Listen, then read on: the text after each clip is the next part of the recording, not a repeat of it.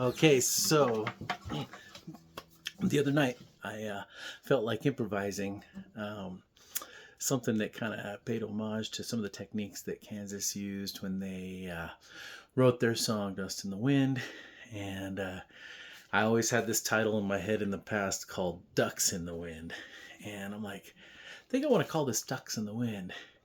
And then that triggered a thought of a story I learned in Argentina from a recently returned missionary, son of a bishop, uh, who it took me a second to understand what he was trying to tell with this story. The story is of farm geese, farm ducks, whatever, right?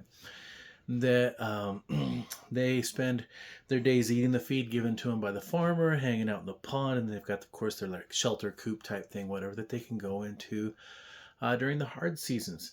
And so the farmer has them all taken care of, and so they don't bother flying or anything like that anymore. But once in a while, they look up, you know, and they see geese and ducks flying, right? Different. And they're like, oh man, I'd love to know how to do that. And this goes on for a few years. And little do they know that the geese and the ducks that are flying over every, a couple times every year are looking down saying, gee, there's geese and ducks down there. They look like they don't know how to fly at all.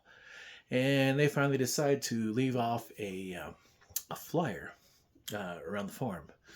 Some flyers saying, hey, we're going to do a free workshop on how to fly, learn from legitimate, wild geese and ducks how to fly.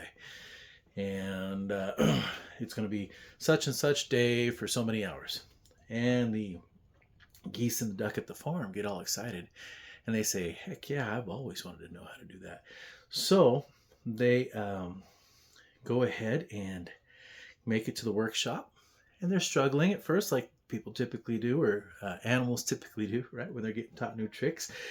And but next thing you know, they're starting to get it. They're starting to fly, and they're noticing, hey, this is way more efficient. We get around so much better than just waddling around. And anyhow, workshop's over with.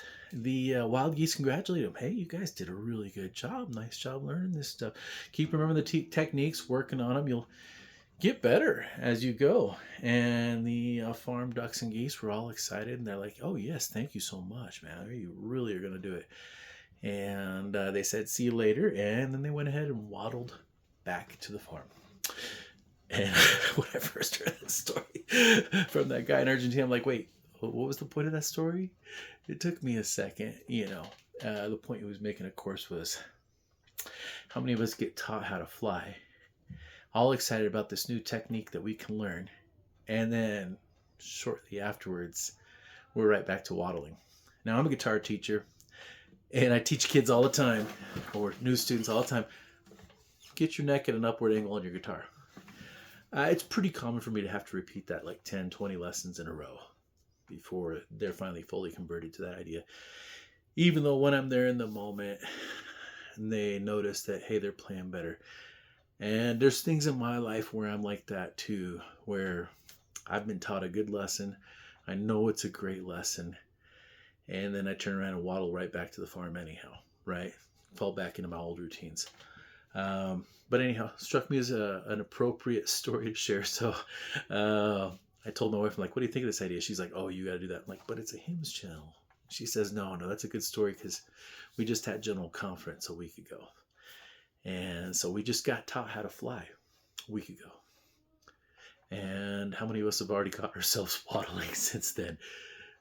Get back to flying. I've taught students who are real intentional, and they're playing ridiculously complex music within less than a year. They're pretty rare, but they're super good at being efficient with paying attention and applying what they've been taught. And then I've taught others like me where they practice for hours and hours on end.